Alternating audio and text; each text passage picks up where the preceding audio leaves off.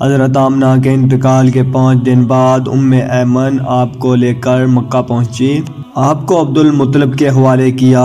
آپ کے یتیم ہو جانے کا انہیں اتنا صدمہ تھا کہ بیٹے کی وفات پر بھی اتنا نہیں ہوا تھا۔ عبد المطلب کے لیے کعبہ کے سائے میں ایک قالین بچھایا جاتا تھا، وہ اس پر بیٹھا کرتے تھے۔ ان کا احترام اس قدر تھا کہ کوئی اور اس قالین پر بیٹھتا نہیں تھا۔ چنانچہ ان کے بیٹے اور قریش کے سردار اس قالین کے چاروں طرف بیٹھتے تھے، لیکن رسول اللہ صلی اللہ علیہ وآلہ وسلم وہاں تشریف لاتے تو سیدھے اس قالین پر جا بیٹھتے۔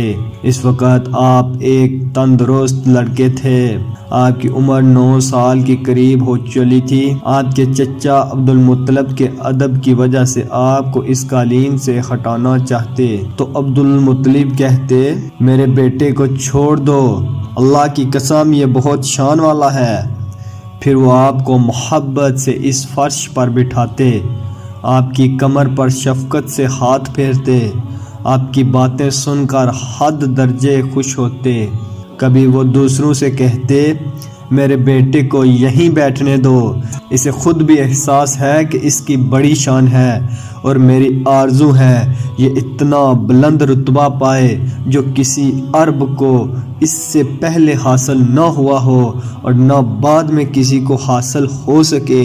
ایک بار انہوں نے یہ الفاظ کہے، میرے بیٹے کو چھوڑ دو، اس کے مزاج میں طبعی طور پر بلندی ہے، اس کی شان نرالی ہوگی۔ یہاں تک کہ عمر کے آخری حصے میں حضرت عبد المطلب کی آنکھیں جواب دے گئی تھیں، آپ نابینا ہو گئے تھے۔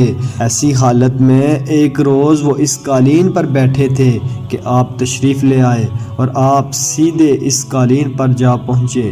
ایک شخص نے آپ کو قالین سے کھینچ لیا، اس پر آپ رونے لگے۔ آپ کے رونے کی آواز سن کر عبد المطلب بے چین ہوئے اور بولے، میرا بیٹا کیوں رو رہا ہے؟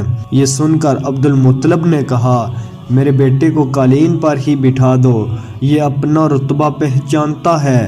میری دعا ہے کہ یہ اس رتبے کو پہنچے جو اس سے پہلے کسی عرب کو نہ ملا ہو، اس کے بعد کسی کو نہ ملے۔ اس کے بعد پھر کسی نے آپ کو قالین پر بیٹھنے سے نہیں روکا۔ ایک روز بنو مدلج کے کچھ لوگ حضرت عبد المطلب سے ملنے کے لیے آئے۔ ان کے پاس اس وقت آپ صلی اللہ علیہ وآلہ وسلم بھی تشریف فرما تھے۔ بنو مدلج کے لوگوں نے آپ کو دیکھا۔ یہ لوگ قیافہ شناس تھے۔ آدمی کا چہرہ دیکھ کر اس کے مستقبل کے بارے میں اندازے بیان کرتے تھے۔ انہوں نے عبد المطلب سے کہا، اس بچے کی حفاظت کریں، اس لیے کہ مقام ابراہیم پر جو حضرت ابراہیم علیہ السلام کے قدم کا نشان ہے، اس بچے کے پاؤں کا نشان بالکل اس نشان سے ملتا جلتا ہے۔ اس قدر مشابہت ہم نے کسی اور کے پاؤں کے نشان میں نہیں دیکھی۔ ہمارا خیال ہے یہ بچہ نرالی شان کا مالک ہوگا، اس لیے اس کی حفاظت کریں۔ مقام ابراہیم خانہ کعبہ میں وہ پتھر ہے جس پر حضرت ابراہیم علیہ السلام کعبہ کی تعمیر کے وقت کھڑے ہوئے تھے۔ معجزے کے طور پر اس پتھر پر ابراہیم علیہ السلام کے پیروں کے نشان پڑ گئے تھے۔ لوگ اس پتھر کی زیارت کرتے ہیں۔ یہی مقام ابراہیم ہے، چونکہ آپ حضرت ابراہیم علیہ السلام کی نسل سے ہیں، اس لیے ان کے پاؤں کی مشابہت آپ میں ہونا قدرتی بات تھی۔ ایک روز حضرت عبد المطلب خانہ کعبہ میں حجر اسود کے پاس بیٹھے ہوئے تھے۔ ایسے میں ان کے پاس نجران کے عیسائی آ گئے۔ ان میں ایک پادری بھی تھا۔ اس پادری نے عبد المطلب سے کہا، ہماری کتابوں میں ایک ایسے نبی کی علامات ہیں جو اسماعیل کی اولاد میں ہونا باقی ہے۔ یہ شہر اس کی جائے پیدائش ہوگا، اس کی یہ نشانیاں ہوں گی۔ ابھی یہ بات ہو رہی تھی کہ کوئی شخص آپ کو لے کر وہاں آ پہنچا۔ پادری کی نظر جوں ہی آپ پر پڑی، وہ چونک اٹھا، آپ کی آنکھوں کمر اور پیروں کو دیکھ کر وہ چلا اٹھا، وہ نبی یہی ہیں، یہ تمہارے کیا لگتے ہیں؟ عبد المطلب بولے، یہ میرے بیٹے ہیں۔ اس پر وہ پادری بولا، اوہ تب یہ وہ نہیں، اس لیے کہ ہماری کتابوں میں لکھا ہے کہ اس کے والد کا انتقال اس کی پیدائش سے پہلے ہو جائے گا۔ یہ سن کر عبد المطلب بولے، یہ دراصل میرا پوتا ہے، اس کے باپ کا انتقال اس وقت ہو گیا تھا جب یہ پیدا بھی نہیں ہوا تھا۔ اس پر پادری بولا، ہاں یہ بات ہوئی نا، آپ اس کی پوری طرح حفاظت کریں۔ عبد المطلب کی آپ سے محبت کا یہ عالم تھا کہ کھانا کھانے بیٹھتے تو کہتے میرے بیٹے کو لے آؤ، آپ تشریف لاتے تو عبد المطلب آپ کو اپنے پاس بٹھاتے، آپ کو اپنے ساتھ کھلاتے۔ بہت زیادہ عمر والے ایک صحابی حیدہ بن معاویہ رضی اللہ تعالیٰ عنہ کہتے ہیں، میں ایک مرتبہ اسلام سے پہلے جاہلیت کے زمانے میں حج کے لیے مکہ معظمہ گیا، وہاں بیت اللہ کا طواف کر رہا تھا۔ میں نے ایک ایسے شخص کو دیکھا جو بہت بوڑھا اور بہت لمبے قد کا تھا، وہ بیت اللہ کا طواف کر رہا تھا اور کہہ رہا تھا، اے میرے پروردگار، میری سواری کو محمد کی طرف پھیر دے اور اسے میرا دست و بازو بنا دے۔ میں نے اس بوڑھے کو جب یہ شعر پڑھتے سنا تو لوگوں سے پوچھا، یہ کون ہے؟ لوگوں نے بتایا، یہ عبد المطلب بن ہاشم ہیں، انہوں نے اپنے پوتے کو اپنے ایک اونٹ کی تلاش میں بھیجا ہے، وہ اونٹ گم ہو گیا ہے، اور وہ پوتا ایسا ہے جب بھی کسی گم شدہ چیز کی تلاش میں اسے بھیجا جاتا ہے تو وہ چیز لے کر ہی آتا ہے۔ پوتے سے پہلے یہ اپنے بیٹوں کو اس اونٹ کی تلاش میں بھیج چکے ہیں لیکن وہ ناکام لوٹ آئے ہیں۔ اب چونکہ پوتے کو گئے ہوئے دیر ہو گئی ہے اس لیے پریشان ہیں اور دعا مانگ رہے ہیں۔ تھوڑی ہی دیر گزری تھی کہ میں نے دیکھا کہ آپ صلی اللہ علیہ وآلہ وسلم اونٹ کو لے کر تشریف لا رہے تھے۔ عبد المطلب نے آپ کو دیکھ کر کہا، میرے بیٹے، میں تمہارے لیے اس قدر فکر مند ہو گیا تھا کہ شاید اس کا اثر کبھی میرے دل سے نہ جائے۔ عبد المطلب کی بیوی کا نام رقیہ بنت ابو سیفی تھا۔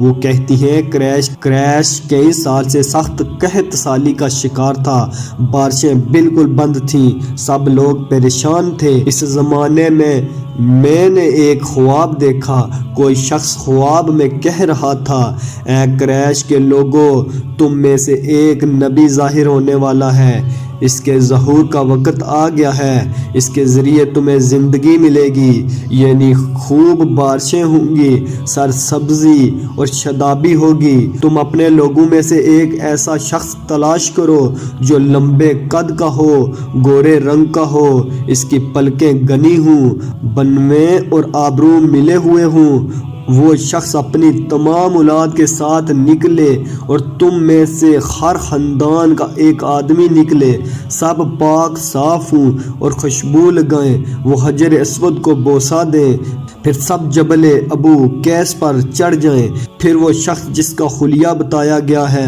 آگے بڑھے اور بارش کی دعا مانگے اور تم سب آمین کہو تو بارش ہو جائے گی۔ صبح ہوئی تو رقیہ نے اپنا یہ خواب قریش سے بیان کیا، انہوں نے ان نشانیوں کو تلاش کیا تو سب کی سب نشانیاں انہیں عبد المطلب میں مل گئیں، چنانچہ سب ان کے پاس جمع ہوئے، ہر خاندان سے ایک ایک آدمی آیا، ان سب نے شرائط پوری کی۔ اس کے بعد سب ابو قیس پہاڑ پر چڑھ گئے، ان میں نبی کریم صلی اللہ علیہ وآلہ وسلم بھی تھے، آپ اس وقت 9 عمر کے تھے۔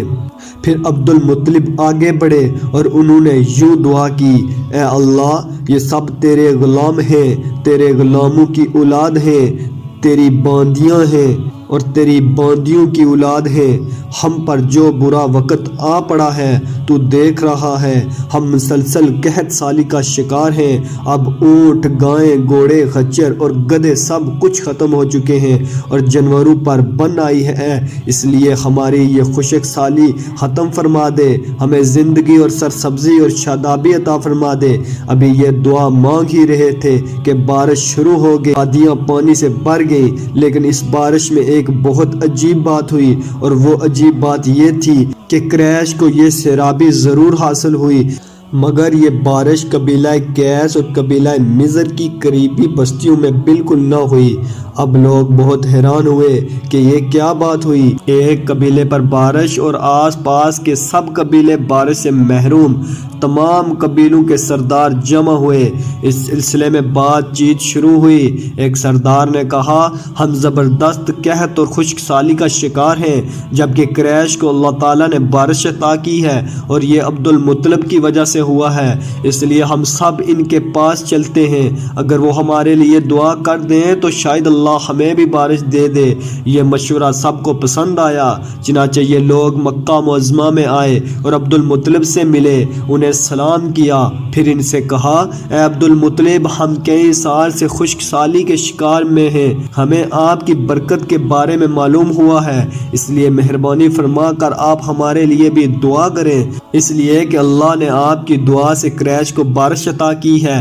ان کی بات سن کر عبد المطلب نے کہا، اچھی بات ہے، میں کل میدان عرفات میں آپ لوگوں کے لیے بھی دعا کروں گا۔ دوسرے دن صبح سویرے عبد المطلب میدان عرفات کی طرف روانہ ہوئے۔ ان کے ساتھ دوسرے لوگوں کے علاوہ ان کے بیٹے اور اللہ کے رسول صلی اللہ علیہ وآلہ وسلم بھی تھے۔ عرفات کے میدان میں عبد المطلب کے لیے ایک کرسی بچھائی گئی، وہ اس پر بیٹھ گئے۔ نبی کریم صلی اللہ علیہ وآلہ وسلم کو انہوں نے گود میں بٹھا لیا، پھر انہوں نے ہاتھ اٹھا کر یوں دعا کی، اے اللہ، چمکنے والی بجلی کے پروردگار اور کڑکنے والی گرج کے مالک، پالنے والوں کے پالنے والے اور مشکلات کو آسان کرنے والے، یہ قبیلہ قیس اور قبیلہ مضر کے لوگ ہیں، یہ بہت پریشان ہیں، ان کی کمریں جھک گئی ہیں، یہ تجھ سے اپنی لاچاری اور بے بسی کی فریاد کرتے ہیں اور جان و مال کی بربادی کی شکایت کرتے ہیں، پس اے اللہ ان کے لیے خوب برسنے والے بادل بھیج دے اور آسمان سے ان کے لیے رحمت عطا فرما، تاکہ ان کی زمینیں سرسبز ہو جائیں، ان کی تکلیف دور ہو جائے۔ عبد المطلب ابھی یہ دعا کر ہی رہے تھے کہ ایک سیاہ بادل اٹھا، عبد المطلب کی طرف آیا اور اس کے بعد اس کا رخ قبیلہ قیس اور بنو مضر کی بستیوں کی طرف ہو گیا۔ یہ دیکھ کر عبد المطلب نے کہا، اے گروہ قریش اور مضر، جاؤ، تمہیں سیرابی حاصل ہو گئی۔ چنانچہ یہ لوگ جب اپنی بستیوں میں پہنچے تو وہاں بارش شروع ہو چکی تھی۔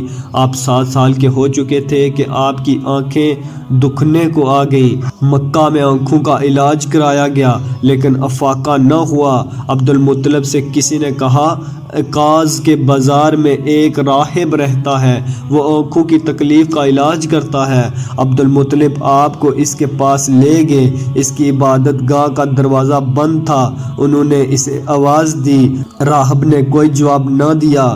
اچانک عبادت گاہ میں شدید زلزلہ آیا، راہب ڈر گیا کہ کہیں عبادت خانہ اس کے اوپر نہ گر پڑے، اس لیے ایک دم باہر نکل آیا۔ اب اس نے آپ کو دیکھا تو چونک اٹھا، اس نے کہا، اے عبد المطلب، یہ لڑکا اس امت کا نبی ہے، اگر میں باہر نہ نکل آتا تو یہ عبادت گاہ ضرور مجھ پر گر پڑتی، اس لڑکے کو فوراً واپس لے جاؤ اور اس کی حفاظت کرو، کہیں یہودیوں یا عیسائیوں میں سے کوئی اسے قتل نہ کر دے۔ پھر اس نے کہا، اور رہی بات ان کی آنکھوں کی، تو آنکھوں کی دعا تو خود ان کے پاس موجود ہے۔ عبد المطلب یہ سن کر حیران ہوئے اور بولے، ان کے اپنے پاس ہے، میں سمجھتا نہیں، ہاں ان کا لعاب دہن ان کی آنکھوں میں لگائیں۔ انہوں نے ایسا ہی کیا، آنکھیں فوراً ٹھیک ہو گئی ہیں۔